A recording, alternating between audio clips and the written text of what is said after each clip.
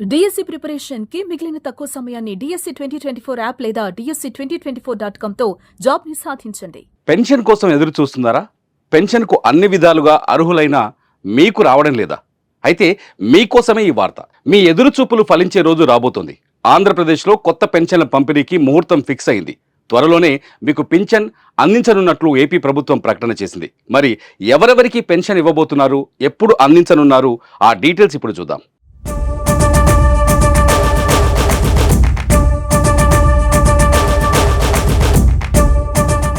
ఏపీలో కూటమి ప్రభుత్వం ఏర్పడి ఏడాది పూర్తి కాబోతోంది. జూన్ 11 నాటికి సంవత్సరం పాలన పూర్తి చేసుకుంటున్న కూటమి ప్రభుత్వం జూన్ 12న కొత్త పథకాలను అమలు చేయడానికి సిద్ధమవుతోంది. అన్నదాత సుఖీభవ, తల్లికి వందనం పథకాలను అదే సమయంలో అందిస్తామని చెప్పిన ఏపీ సర్కార్ పెన్షన్లపై కూడా తీపి కబురు చెప్పి ఆశావాహుల్లో ఆనందాన్ని నింపింది. రాష్ట్రంలో ఇప్పటికే ప్రతిష్టాత్మకంగా అమలు చేస్తున్న ఎన్టీఆర్ భరోసా పెన్షన్ పథకంలోకి మరింత మందిని చేర్చాలని నిర్ణయించింది. గత ప్రభుత్వం నిలిపేసిన వారికి మళ్లీ పెన్షన్లు అందించాలని భావిస్తోంది. ఇందులో భాగంగానే రాష్ట్రంలో ఒంటరి మహిళలు, వితంతువులకు కొత్తగా పెన్షన్లు ఇచ్చేందుకు ముహూర్తం ఫిక్స్ చేసింది. జూన్ 12న 1,00,000 మందికి పైగా వితంతువులు, ఒంటరి మహిళలకు కొత్తగా పెన్షన్లు ఇస్తామని తెలిపింది ఏపీ ప్రభుత్వం.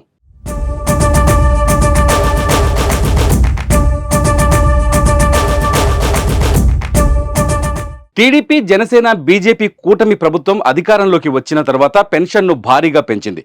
వృద్ధులు, వితంతువులు, ఒంటరి మహిళలకు గత ప్రభుత్వం 3,000 పెన్షన్ అందించగా సీఎం చంద్రబాబు 4,000కు పెంచారు. దివ్యాంగుల పెన్షన్ డబుల్ చేస్తూ 6,000కు పెంచారు. పూర్తి స్థాయిలో అస్వస్థతకు గురైన వారికి, తీవ్ర అనారోగ్యంతో మంచాన పడిన వారికి, వీల్చైర్లో ఉన్నవారికి అందే 5,000 రూపాయల పెన్షన్ను 15,000 రూపాయలకు, కిడ్నీ, కాలేయం, గుండె మార్పిడి చేసుకున్న వారికి, డయాలసిస్ స్టేజ్కు ముందున్న కిడ్నీ వ్యాధిగ్రస్తుల పెన్షన్ను 5,000 నుంచి 10,000కు పెంచి ప్రతి నెల మొదటి తేదీన అందిస్తున్నారు.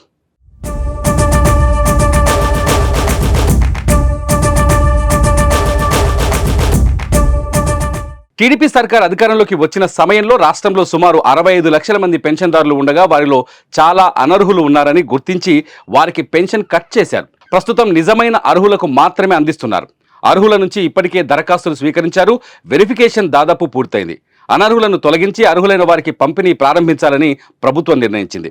ప్రభుత్వం తీసుకున్న తాజా నిర్ణయంతో ప్రభుత్వంపై నెలకు 35.91 కోట్ల రూపాయల అదనపు భారం పడనుంది.